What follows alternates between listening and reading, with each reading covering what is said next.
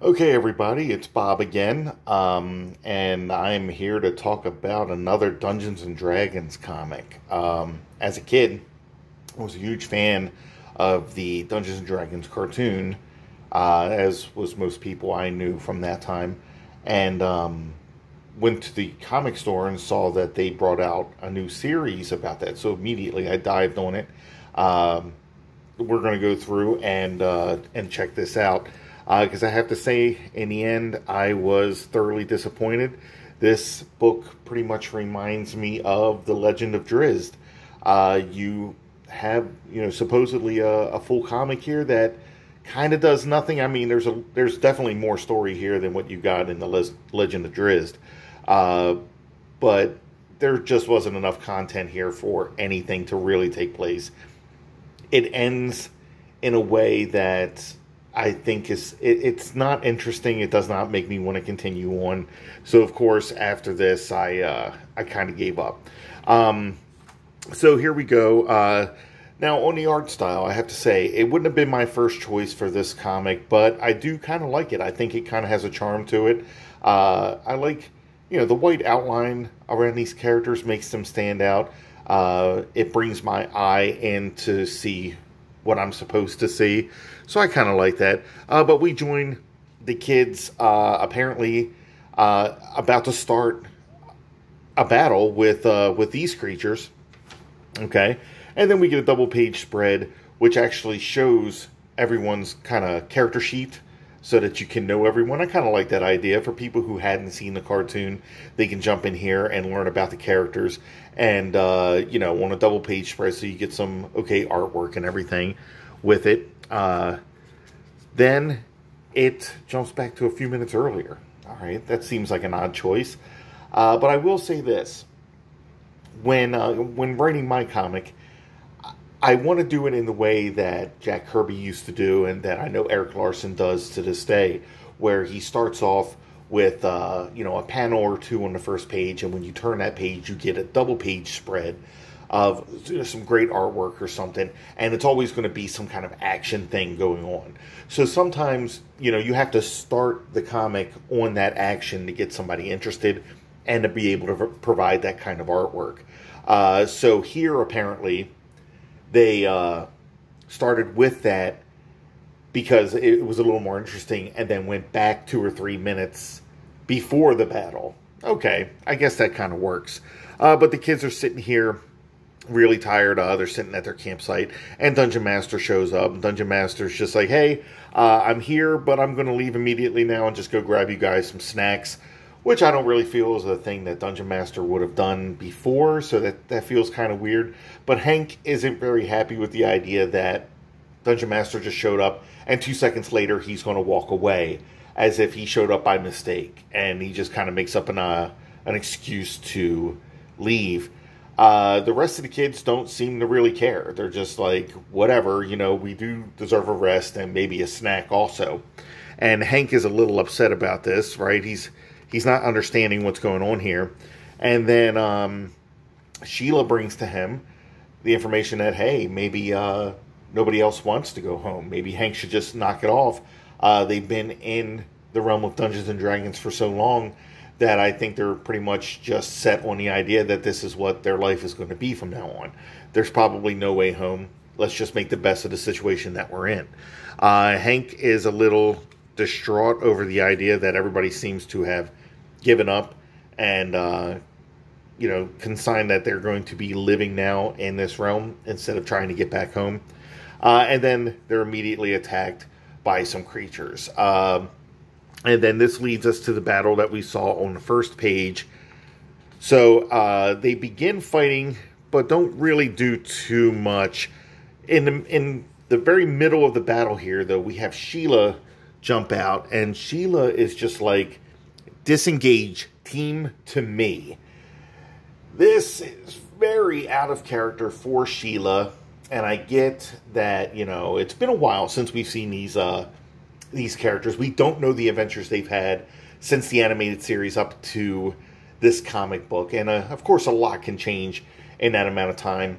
And Sheila maybe came into her own, and maybe now, she's vying for a leadership role or she just disagrees with the way that Hank was running things, and she sees some of the errors that Hank does, and then she's bringing it in. But I just feel like the dialogue does not fit in with the way that Sheila would have talked. Also, right here, I know Sheila has this cloak of invisibility, but it kind of seems like she's just phasing through a wall here. The lack of background, or the way that was painted, I just don't feel like me, I know that Sheila has this cloak of invincibility, and I know that's what they're trying to portray. But I feel like if I didn't know that character, I would have just assumed that she's phasing through a wall. She immediately tells everybody to go through a portal. I'm not sure where this portal came from. It's just a portal that appeared, so they're like, okay, we're just going to go through here because, we don't think we can win this battle. So they go through this portal, and I guess they're traveling through a bunch of different places, maybe like a multiverse type deal, as they're going through the portal, until they spill out into this city here, Waterdeep. We have the kids in Waterdeep, so that's a nice, kind of surprise there. Always wondered about things like that in the original animated series. And then when we turn the page, we have some random stranger is like, yes, it worked. And then that's all we get. That's the end of this story. So again, literally nothing happened. This was a $4 comic, okay? $4, which I think is the natural progression for the cost of a comic now compared to what it was 30 years ago, 40 years ago. I get it.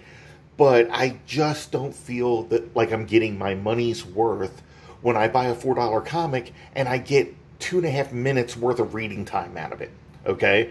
There's only so much I'm going to dwell on the artwork. Again, I wasn't opposed to this artwork.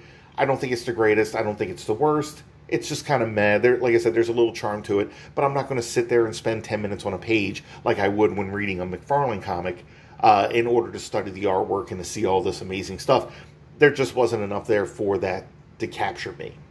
But again, no story. I just went through this whole comic and talked about it, and apparently that only took about 7 minutes, okay? And I was doing more than what it would be if I were to read the comic. So if I just did that again, I'm getting 2.5 to 3 minutes worth of reading time out of this, and then I'm throwing it to the side. I got no story. I got nothing that made me want to continue on. I don't know who this person was that, is shouting, it worked. Do I care? I'm not given a reason to care. I feel like this could have ended on a note where this woman is like, yes, I've been trying forever to contact you guys. We desperately need your help, and you're the only ones that can save Waterdeep from whatever horrible menace happens. And then it says, to be continued. But instead, we don't get that. They want to shroud it in mystery. They want to do it episodic, and I get it. Again, comics now are more cinematic in the way that their stories are portrayed, which I do find to be a bit of a flaw. You're not getting, these complete stories, but at least, if we look at a show like on Netflix, okay, let's look at Stranger Things, we tend to get a complete episode that gives you a lot of information, whether it's just, character development or, just a situation or just some little side story or something like that that's going to connect the whole story together. We don't get that here.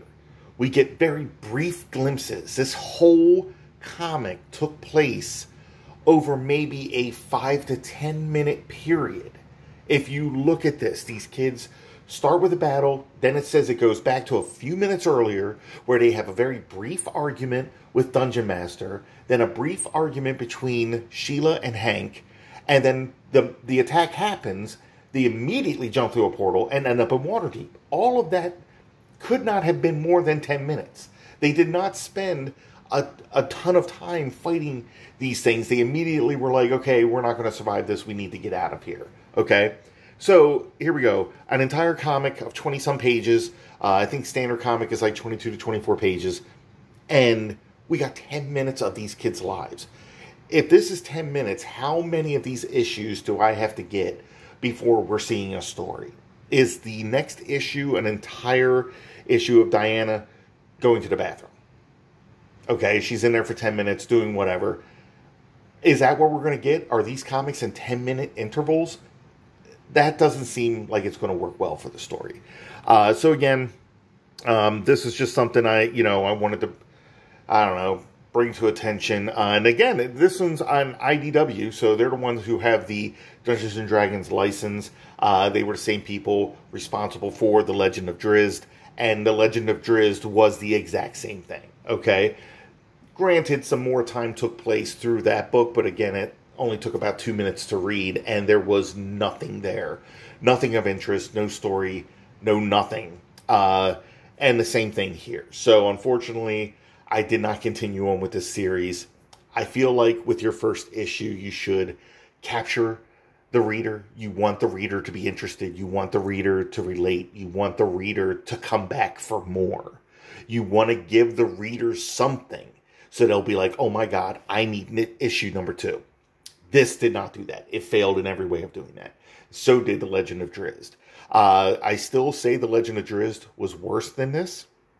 Again, this is a cartoony style, but I tend to like this artwork more than what I saw in the other. Even though neither one was really something that, kind of blew my skirt up. This one did contain a little more character development, a little more dialogue, and a little more story than The Legend of Drizzt did. Even though it really only took about 10 minutes of the lives of these characters. All right, I'm going to stop ranting about this now. Again, my name is Bob. I am the creator of Ghost Girl, a comic that I'm currently working on, and when completed, we'll do a Kickstarter for. And I'm really trying to build up an audience and get my name out there. So if you saw this video and you liked it, please like and subscribe, and check out more videos. I plan on doing a new video daily. Thank you, and see you later.